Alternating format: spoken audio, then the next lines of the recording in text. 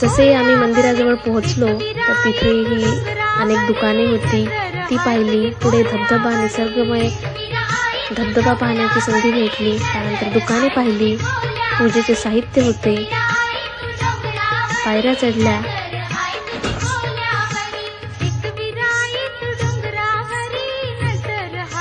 आणि आम्ही पोहोचलो मंदिराजवळ.